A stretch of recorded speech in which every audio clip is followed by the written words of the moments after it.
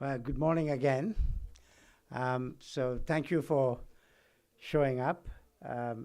You're lined up for a treat in this lecture by Dr. Ravikumar Chockalingam. So I'm very pleased, as on behalf of the School of Government and Public Policy, I welcome all of you, and I welcome Dr. Ravikumar Chockalingam.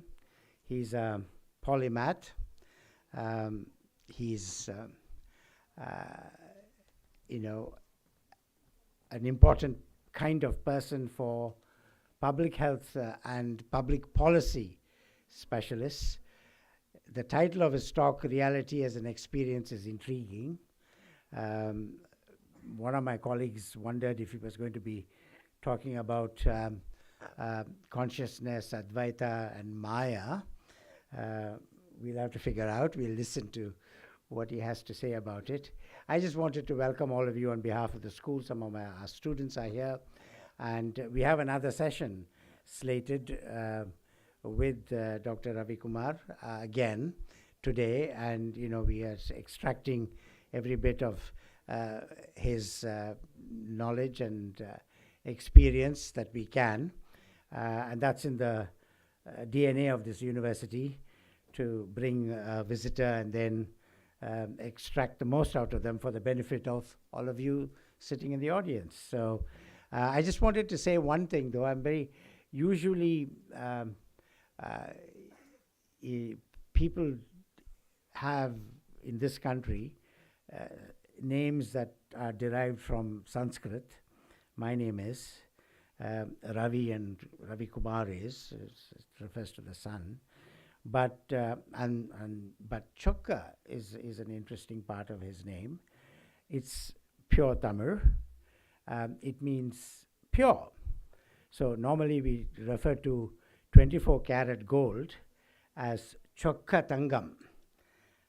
So we have an element of the pure here. So welcome, Ravi.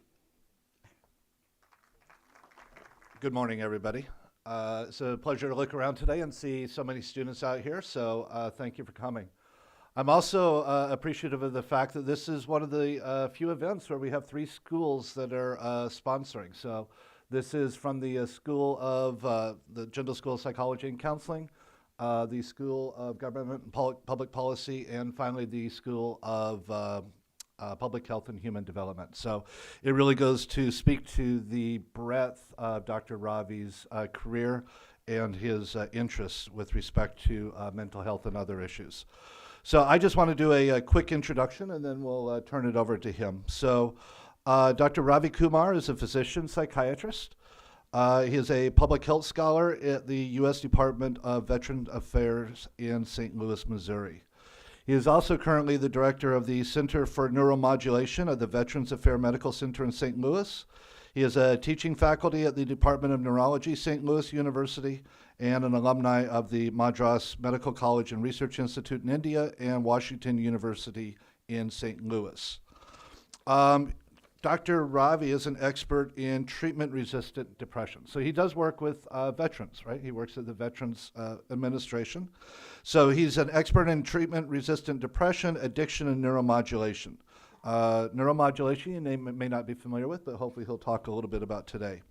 So he offers intervention psychiatry treatments, including repetitive transcranial magnetic stimulation and novel treatments such as the use of esketamine. His psychiatry specialty training came from Washington University in St. Louis, which is home to the DSM classification for mental disorders. Not everyone may know what that means, but I certainly hope all those psychology students out there do. So this is where DSM originated. Following his clinical training, he worked for a year in Connecticut, where he ran a number of daily hospitals that provided mental health services for teenagers and adults with a focus on addiction. Over the past 6 years, he has been with the U.S. Department of Veterans Affairs, running the Consult and Liaison Division, along with intervention psychiatry for U.S. veterans.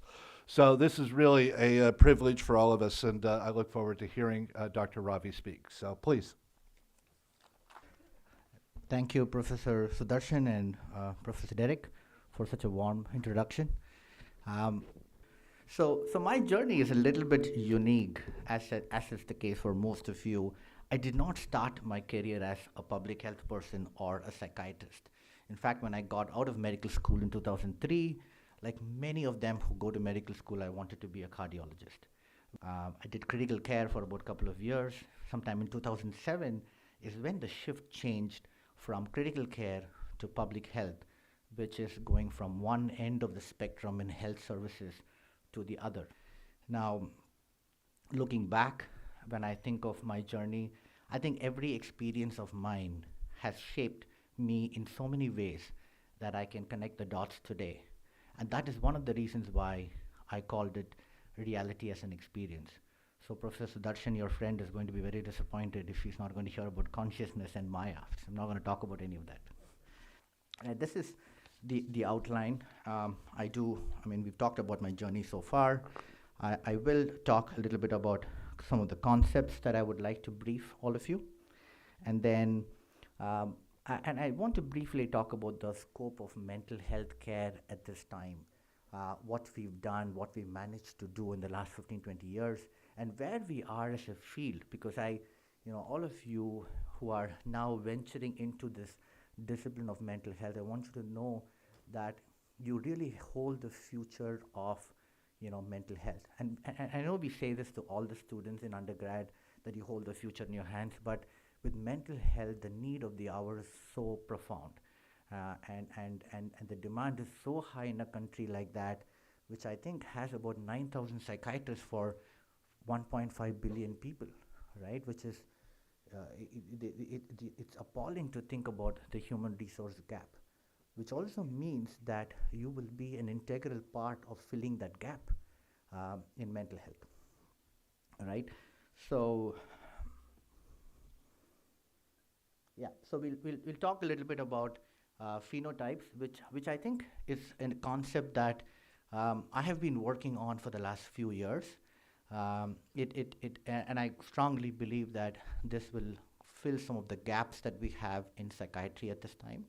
We'll talk a little bit about identity, which I think is extremely relevant for all of you if you are between 12 and 20 years of age, and I'm assuming some of you are. And finally, I want to really present three things that would make for a successful career, not just in mental health, but anything. And I'll end with a very interesting concept called wabi-sabi or kintsugi, and I don't know how many of you have heard of it, but we'll talk about that just briefly, and we'll wrap up there. And core beliefs and belief systems, right? So belief systems are these innate beliefs that you have and form about yourself, and this happens quite early in life. And this is one of the earliest times that you ask yourself the question, who am I? And you form a narrative around that. We call it the sense of self, or some call the locus of control. It is something that everyone has, right? So once the core beliefs are formed about yourself, about the world, then you form assumptions. Assumptions are your interactions with your environment, with people around you, and then you will take those experiences and then reinforce your core beliefs. And I'll give you an example. Let's say a person's core belief is a poor sense of self, like I don't like myself, I'm not worthy of things. And now this person gets constructive feedback on something he or she had to do in school, college, or whatever. Now, this person's feedback or experience is immediately going to be assuming that, oh, I'm not worthy of anything, I don't like myself, and that is the reason why this is happening, and sort of reinforces that loop of that core belief system. The opposite happens to someone who has a better sense of self. They take the constructive feedback the way it is intended, and then you can see how this little distinction can have an impact on every experience, and in a sense, changing how they perceive the reality. And just to give you a context about reality itself, right? You must have heard this term, perception is reality, right? What you perceive is your reality. Each of you have your own sense of reality. And then that need not be the same as the objective reality that there is. And there is usually a gap, and that is okay. And the bigger the gap, the greater the cognitive dissonance, right? We talk about distortions and dissonance. So your cognitive distortions exist in that gap. The bigger the gap, the more the distortions. And we talk about reality testing, and I can tell you all of psychology and every bit of psychology that you're going to do or practice, help, is going to be addressing this dissonance. So how can you close the gap between what you perceive to be real, your subjective reality, and what is objectively real? And closing that gap is really going to be the fundamental tenet of your work in future, right? And that is where your understanding of a person's core belief system becomes very important, because unless you change those assumptions that they have about themselves and they tweak their core belief system, even simply going from I hate myself to I don't hate myself always, or there are times that I like myself, to I love myself, it's a trajectory. And to go through that trajectory is what we call as cognitive restructuring, and that's really the goal of all of psychology. You go to CBT, cognitive behavioral therapy, the primary goal of cognitive behavioral therapy is cognitive restructuring, because when you change how you think, you change how you feel, that changes what you do. Make sense? Okay. Okay, so this is just to give you guys an idea about where we are in terms of mental illness at this time.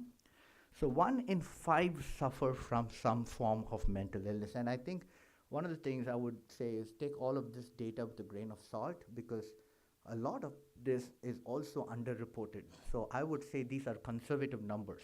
So the reality may actually be far worse than what we see through statistics.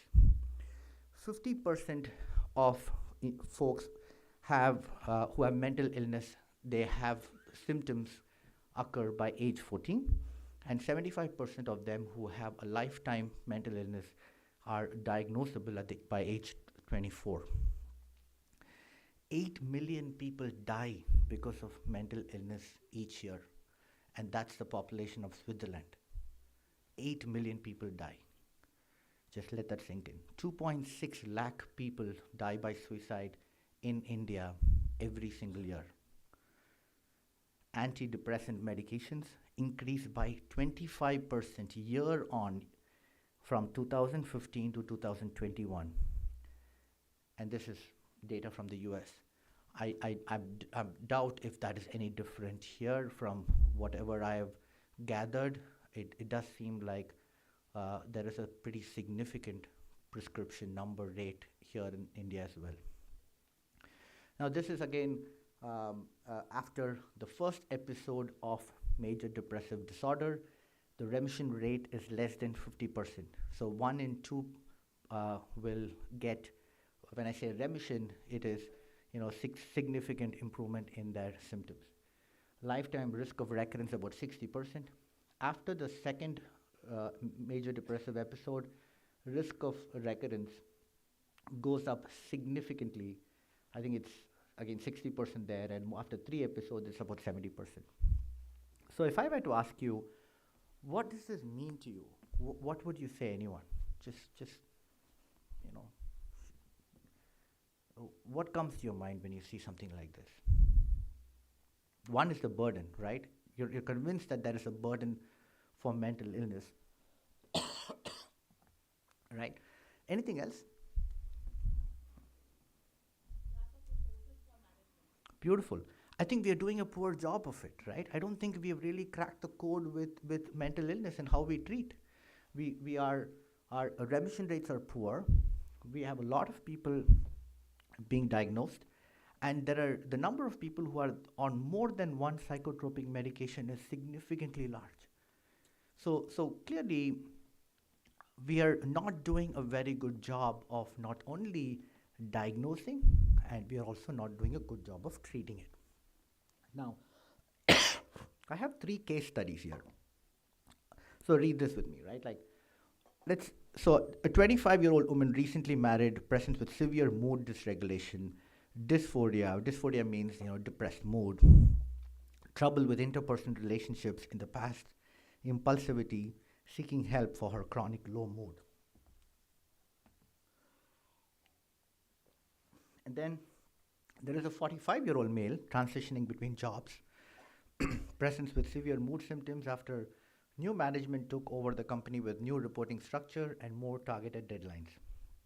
And then an 18-year-old college student who calls herself a worrier comes in severely depressed after she returned from a class trip. She was terrified about getting hurt during their hike and avoided all activities. Now she comes in with severe depression. I want you guys to let that sort of sink in. Now, we will revisit those three case studies. Before that, I want to introduce the concept of phenotypes. And this is something which is very, very new to psychiatry. So phenotypes are internal characteristics that constitutes the framework of your thinking apparatus, right? So you form a perspective, you think about things, you have a defined sense of self. And that comes from internal characteristics that we call as phenotypes. There are a number of things that constitutes one's phenotype, and we'll briefly talk about each of them. So the first thing I do want to talk about, which is very important for your age group, is identity versus role confusion. Erik Erikson was a German child psychoanalyst and considered one of the most eminent psychologists of the 20th century. And he devised what are called as 8 psychosocial stages of development.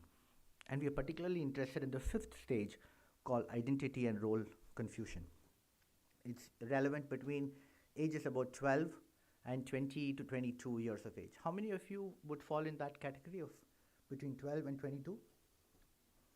Perfect. This is just for you guys. So this is the period where you all form a strong sense of self.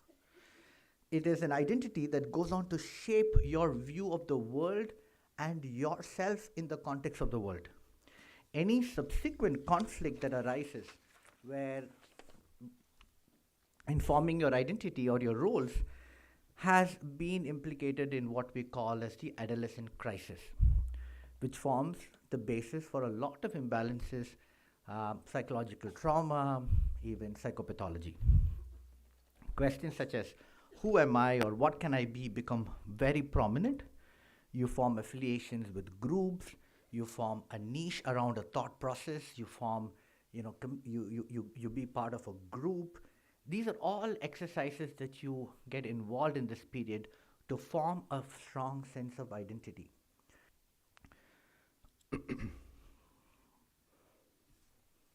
Okay, so we spoke about phenotypes, right? There are 3 examples of phenotypes that I'm going to introduce you to. The first is called identity. So identity, it is sort of a central diagnostic and conceptual tenet of personality. So Erik Erikson calls this, it is the organizing principle giving a sense of continuity within self. Kernberg, I think a person who is a very prominent psychoanalyst, talks about identity as an incompletely integrated identity may additionally manifest in either chronic emptiness, which is depression, contrary behavior, and superficiality, on other signs of weak ego or strength like poor anxiety tolerance and impulse control.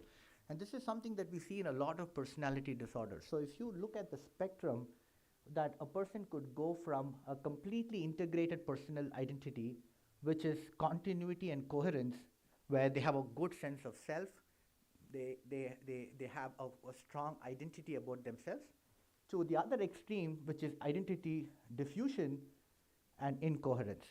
And there are also times in your life where you could have previously integrated identity, and then you could have a sentinel event like a trauma or repeated trauma, and where you could be eclipsed and you could suffer from identity diffusion. And that's also a place for a lot of psychological trauma and psychopathology. Defense mechanisms, I'm sure you guys have heard about defense mechanisms. I'm not going to go in detail about them. This is again another thing that's going to help with phenotypes. They are automatic psychological processes that influence internal conflicts and situations. It is a very purely cognitive process that protects from extremes of emotional states. It is something that kicks in as soon as you have to react to a situation, whether it's conflict or not. Your response to the world is your defense mechanisms. They can be mature, it can be immature, and understanding those are going to be very important for practitioners like yourself. And let's go back to the 3 case studies, right? Now here, the first person, the 25-year-old woman, recently married, present with severe mood dysregulation, dysphoria, trouble with interpersonal relationships, in the past with impulsivity and seeking for care for chronic low mood. Conventional psychiatry is this person walks into a clinic, will get a prescription for Prozac, 20 milligrams, walks out of there. Same for the second person, same for the third person. I can guarantee you that anywhere in the world, they will walk into a psychiatrist's office with these symptoms, they will walk out with a prescription for an SSRI, right? This is the reality that we have.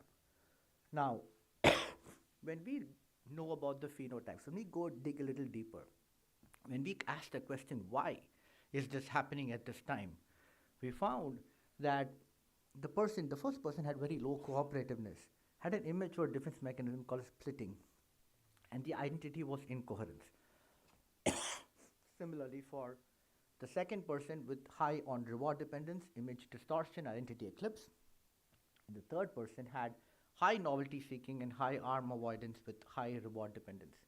So the goal of treatment was simply psychodynamic psychotherapy to cognitive behavioral therapy and not Prozac. So you send them with Prozac and 6 months later they come back and saying, I'm feeling worse, should come as no surprise at all, because we are looking at it differently. And I'll give you one example why. Imagine somebody who is high on novelty seeking. They want to try new things. They want to be adventurous. They want to go paragliding or jumping from a parachute, or they want to try new things. But let's say they are also high on harm avoidance, which is they are terrified about getting hurt.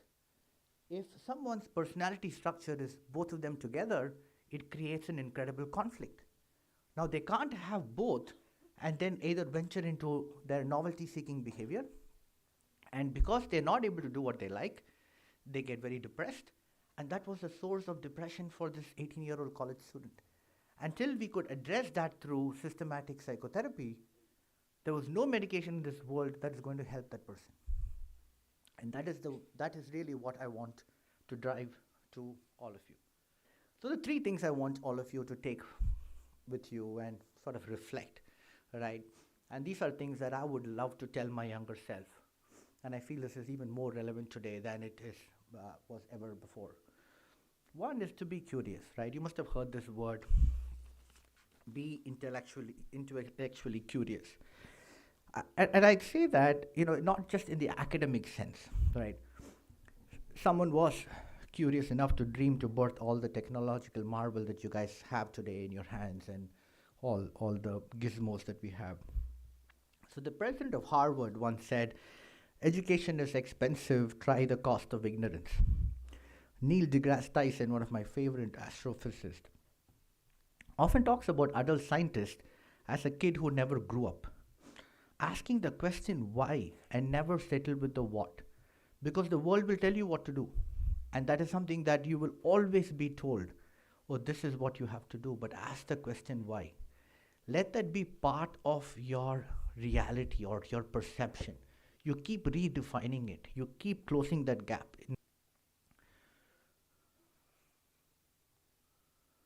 Okay. Hold off on judgment. This is another piece of advice that I think it is extremely relevant in today's world, because we live in a very, very polarized world, right? You're either on one side or not.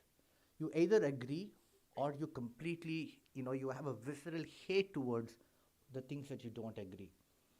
The truth is always somewhere in the middle.